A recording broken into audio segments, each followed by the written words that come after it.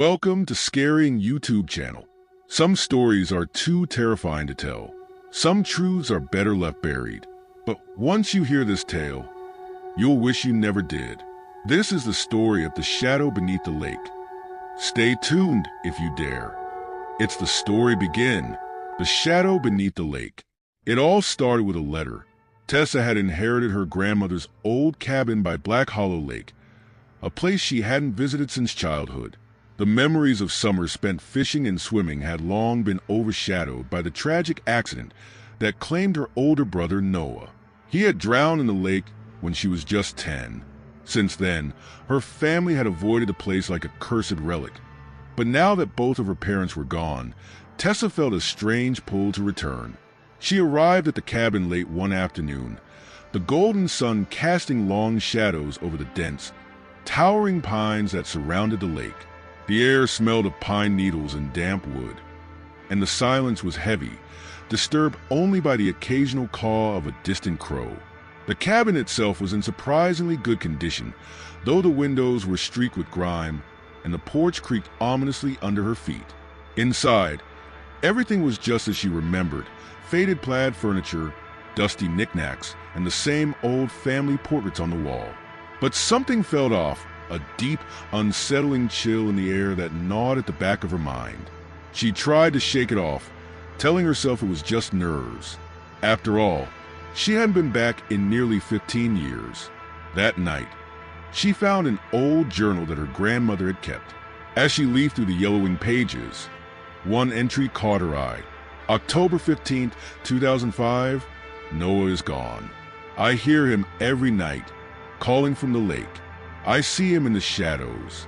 He's not alone. Something dark is with him. Tessa's heart raced. That was the year Noah drowned. But what did her grandmother mean by something dark? She set the journal aside, unable to read further. It was just grief talking, she told herself. She hadn't thought about Noah in years, and the memories began to claw their way back into her consciousness, bitter and sharp. That night, sleep didn't come easily. The wind howled through the trees, and the cabin groaned as if under some immense pressure. Tessa tossed and turned, the feeling of unease growing stronger. Just after midnight, she was startled awake by a soft, distant sound. It was faint at first, but as she strained her ears, it grew louder, like someone calling her name. Tessa, her heart pounded in her chest. The voice was muffled, but it was unmistakable. It was Noah. Tessa, help me. She shot up in bed, her breath caught in her throat. Was it a dream? No. The voice had been real, and it came from outside. She threw off her blankets and moved to the window, looking out into the darkness. The lake shimmered in the pale moonlight, perfectly still. But there was something wrong. A figure stood at the edge of the water. Tessa squinted, her breath fogging up the glass. The figure was too far away to make out clearly, but it was tall, gaunt, and completely still. A cold chill swept through her body. She backed away from the window, her pulse racing. She didn't dare go outside, but the next night, the voice returned. Louder, closer. Tessa, I need you. I'm here. This time, she couldn't ignore it. She had to know. Grabbing a flashlight, Tessa slipped out of the cabin and made her way toward the lake, her feet crunching on the brittle leaves. The air was colder than it should have been, and her breath came in white puffs. When she reached the shoreline, she saw the figure again, this time clearer. It was Noah. He stood just at the edge of the water, his clothes soaking wet, his skin pale as death. Tessa, I'm cold. Come closer. She took a step forward, tears welling up in her eyes. Her brother's face was drawn, his eyes wide and hollow. But then she saw something else.